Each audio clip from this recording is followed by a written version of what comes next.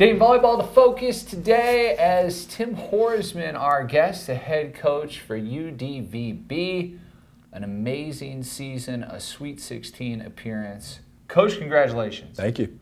For this season, my first question, how hard are expectations? Because I was so fascinated. We talked with Lexie Almodovar early on in the year, and she said the goal is a Sweet 16. Yeah. And I kind of stepped back and said, wow. And then to be able to accomplish that, with that being up on the bulletin board, how hard is it to go to work?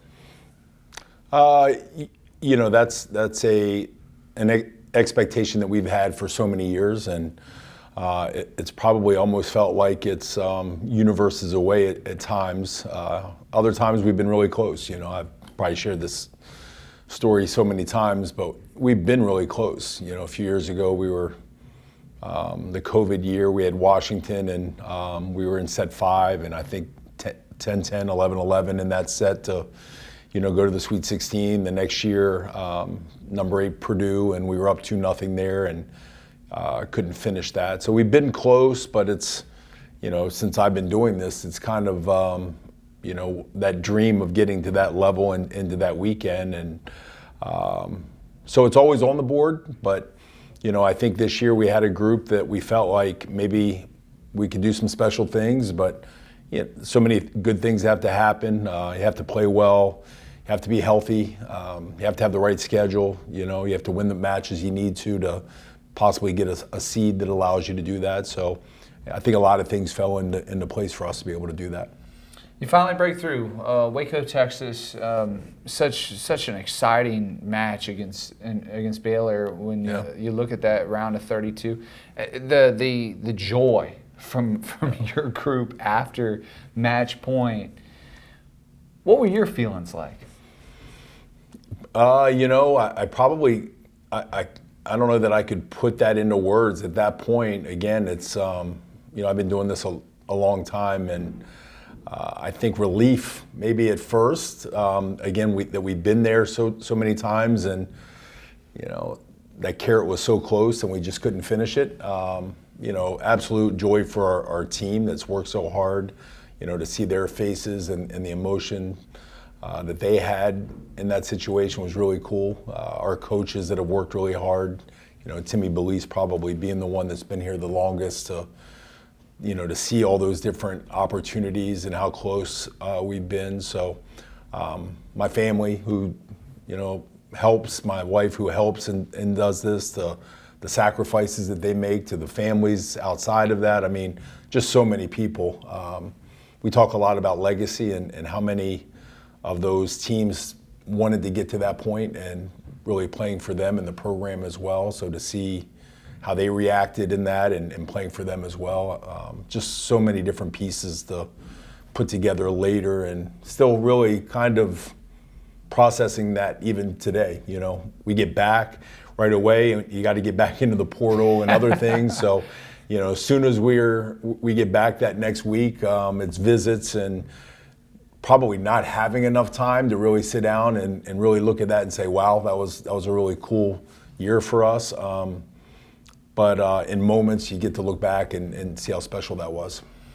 It was incredible, and watching it on television, I thought what was really cool, and you mentioned all the people that are involved, right? Yeah. And you had a really nice fan base, and they keep cutting to shots, and you're seeing former players, and you're seeing folks, and almost like is a game here at like the Freriks, but you're all the way down in Texas. Yeah. What was your phone like after that game? You go to pick that up. Was there a number on the text messages? I mean, it was overwhelming, the amount of messages, and I don't even think that night, I didn't even want to start trying to respond. I knew it was going to literally take hours, and it did. I think the next day we got on the bus to go back to Austin, I think, to fly out, and I started at that point, and my whole trip through the ride there and airplane was just trying to thank everybody for reaching out and showing appreciation.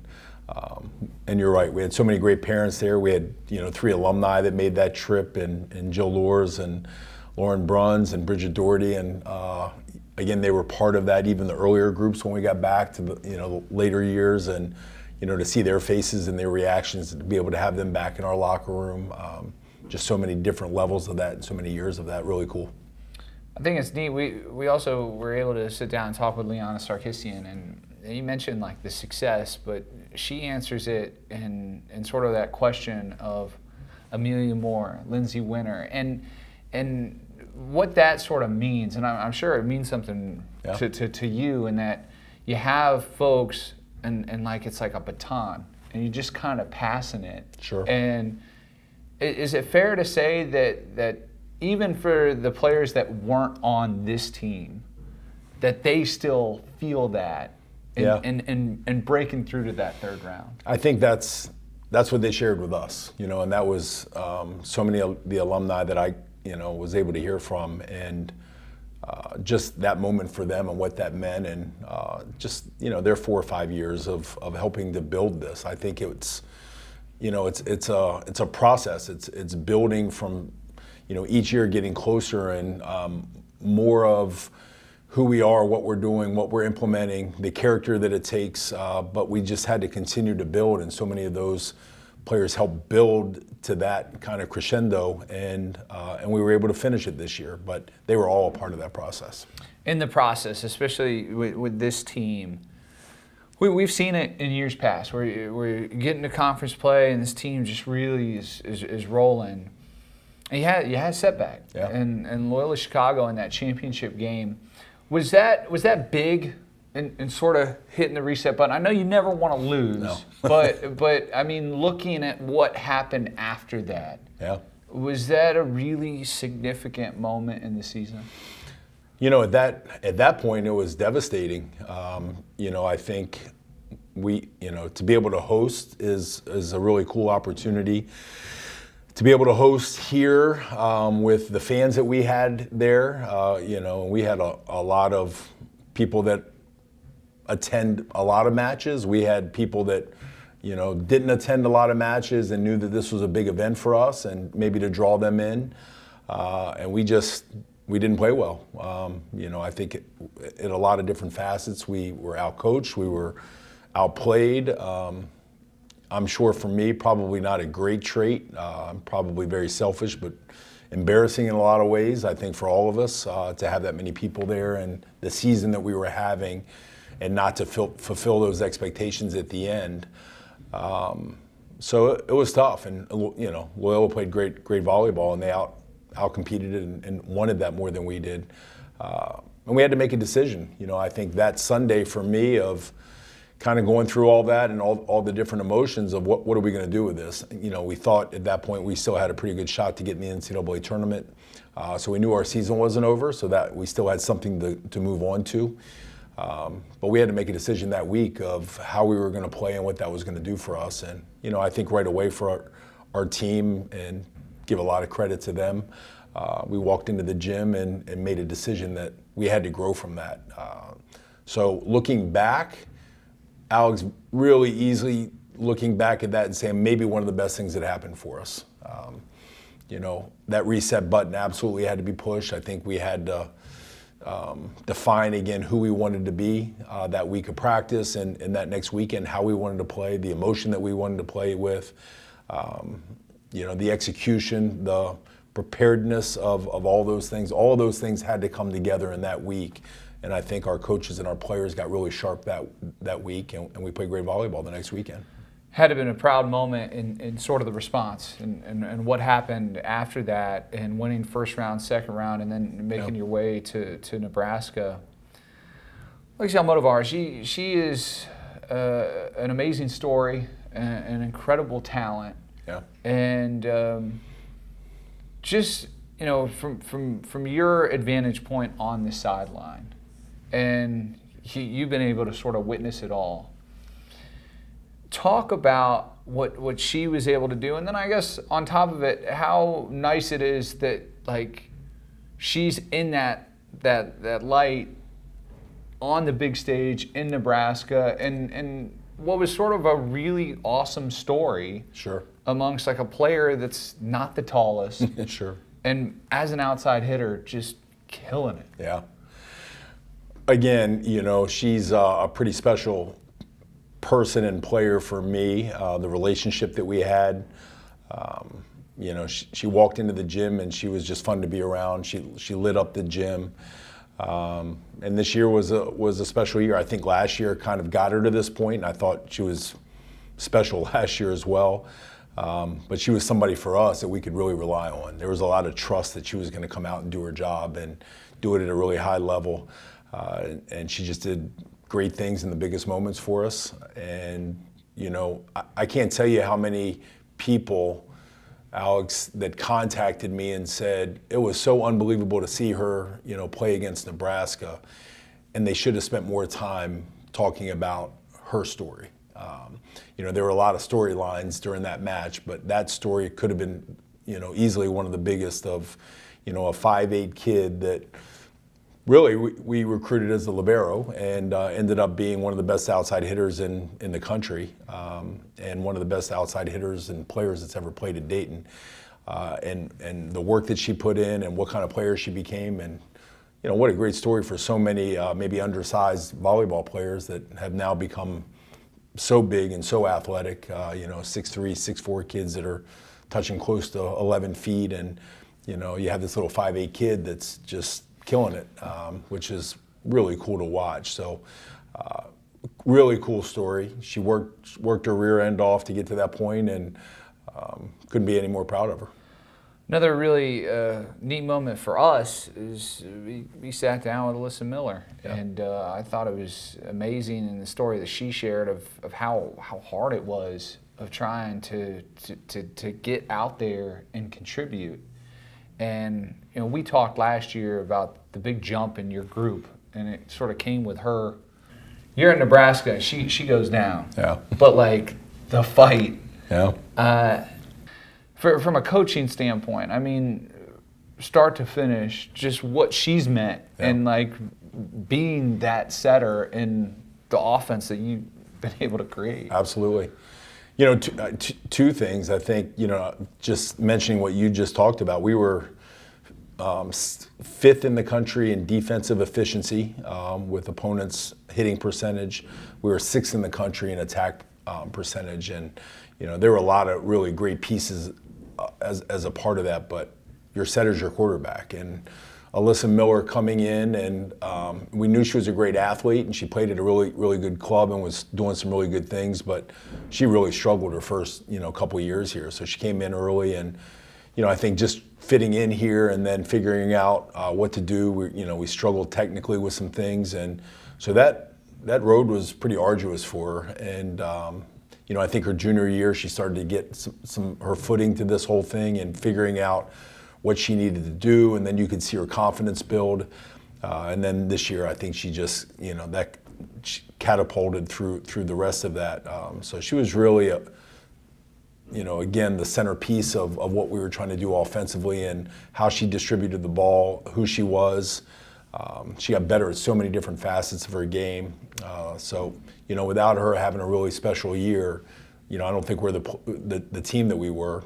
And I completely agree. That to see her, first of all, when she got injured, was just really tough. And I thought Ava Larkin did a great job coming in. But we're losing one of the best setters in the country at that moment. And from what Doc Klosterman was telling me, and our trainer Jordan was telling me, that didn't look like there was a great chance of her coming back. So I thought we were in that match. And even at that point. There was a little gap there, but I thought we were playing with Nebraska, and I didn't know what that was going to look like going past that. But to see her come back and that kind of toughness and that kind of fortitude was really cool. And to see her out there, struggling, it was hard. It was hard to watch her be injured and the pain she was playing with, but to look back and see that, when I looked at her and she said, "I want to play," and I said, "Are you sure?" And she said, "I want to play. I'm ready to go." Just one of those really cool moments in sports when you see a kid that, hey, I'm in it. I'm ready to do whatever it takes for us and this team and this program. And she worked really hard to be able to play in a match like that in front of probably one of the best crowds in the country. And I would have loved to have seen if she were healthy, if we could have pushed a little bit more in that match. Without a doubt, but with that, I mean, even her like coming back in that role, and you can't take away of what that meant in the Baylor win. But that third set, I mean, you're down, like you said, one of the best setters in the country, and she's out there and just competing. And then you take Nebraska at their place. Yeah. It was really cool. And grit is a word that's sort of thrown around, but amongst this team, I mean, there was serious toughness, and I was shocked to learn from Liana that Brooke Smith goes down and then goes out and maybe plays her best match against Baylor. Absolutely. And I think, from what we got to actually see with Alyssa and then learn following with Brooke, are those examples of sort of that winning culture? Yeah, I hope so. It's what we talk about. It's what we preach. It's what we want in our players. Again, Brooke Smith, I think I sent a text to her last week. I went back and watched some of that Baylor match, and she was just unbelievable. Again, no way she should have been playing. If you would have seen her ankle and what she was going through, and she kept saying, she's like, I'm going to play, and I'm looking at her like, okay, didn't think there was any chance that she was going to play, and again, Jordan and really worked hard took her to the emergency room. They did some things with her, and she came out and just had a hell of a match. And if she doesn't have a great match, we don't win that. And she stuck with it, and to see her and how she played that weekend was phenomenal.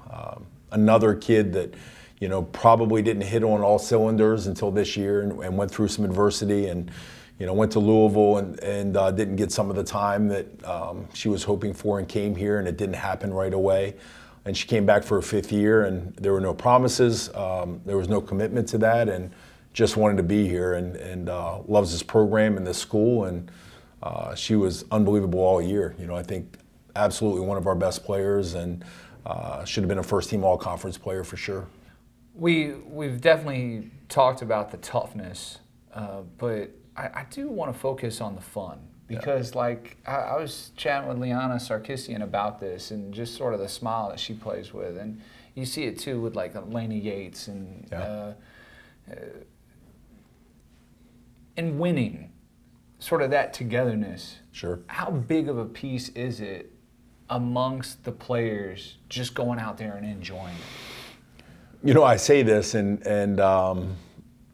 people see that, and they ask me about this a lot. First of all, winning's fun, right? So, I think without the winning piece, you might not see as many of those smiles. I think it's really easy to look at in those moments and see a lot of joy and happiness. But, I've really had to make a decision in my career of what this is about, and I'm highly competitive, and one of the charges that that I kind of put in front of our program and our coaches is, we got to be the hardest working blue collar team in the country. We've got to do it right. We've got to compete at the highest level. But I really want our players to walk out of this program enjoying playing volleyball. That this isn't the last thing, or they walk out of these doors saying, you know what, we won, wasn't a lot of fun, and I don't care whether I'm around volleyball again. And, I think you're seeing so many of our players right now. Lex is in Europe playing right now in Turkey. Amelia Moore is in France playing. I'm hoping Alyssa Miller has an opportunity. She wants to play afterwards. We have kids getting into coaching. We have some great players. Elizabeth House a couple years ago is at Villanova right now. And, we just have so many great players that have come through this program that are still giving back to volleyball, and they, because of their experience here. So I want them to find joy in this and be proud of this. Again, that doesn't mean every day sunshine and rainbows, but I want them to feel good about this experience and love these 4 or 5 years. This year's team, something special, but you were chatting about in the midst of it, right? They're returning, and then it's the transfer portal, and we're recruiting. And I hop on the website, and I look at the 2025 spring team, and you have a lot of new faces that are now on campus ready to work for the upcoming season. Yeah. Talk about some of these new faces and what you're excited about looking ahead towards next year. Yeah, again, the college sports, they don't give you much time to either sulk or be happy about things. We had to get right back into, this spring. What are we training? What are we doing? What are we building around? We have a lot of great young players, some kids that we redshirted last year that we think are going to be really good. Some great returning players, Liana being one of those. Taylor Russell just had shoulder surgery, but we're hoping we get her back in the summer. Carissa Kaminsky coming back as our starting bro the last couple of years. So we have a really good base of players that now have done that with great experience. We have some great young players. We have 3 freshmen that came in early this spring to compete and help us. 2 transfers, Pana and Vic came in from Fort Wayne and Virginia Tech. So I'm looking at them in our video room or, our meeting room to go over things, and it is like a brand new group. We used to have all of our upperclassmen and seniors in the front row, and pretty much none of those players are there. So it's a whole different group we're looking at. It's a different identity. It's a different team. There's so many great learning things from, last year that we can build on. But you can't look at that and say, hey, all those things are going to continue. There's no continuation in, the personalities, and what every team is a new team, and that vibe and how they connect and that identity. So we're really working on right now our identity of what that's going to look like. We're going to be a lot younger than we've been the last couple of years, so there's going to be a transition there. The expectations are the same. We haven't, since I've been here, really had to get into a reload or a rebuild situation. It's been a reload situation. It's just going to be with different players. So, maybe the level varies a little bit at times, but the expectations are the same, that, we want to win league championships. We want to see, we ended up, I think, 12th in the RPI, 11th or 12th in the RPI last year. We want to have another opportunity through RPI to get in the NCAA tournament, so we're not relying on that last weekend. We're going to play a great schedule. We have some great teams. We're playing Western Kentucky and Marquette again. I think we're going up to Minnesota next year. We're going to play a really good schedule and kind of see where we are, but we're not going to back up. We're excited. Yeah. Congratulations. An amazing 2024, and looking forward to 2025.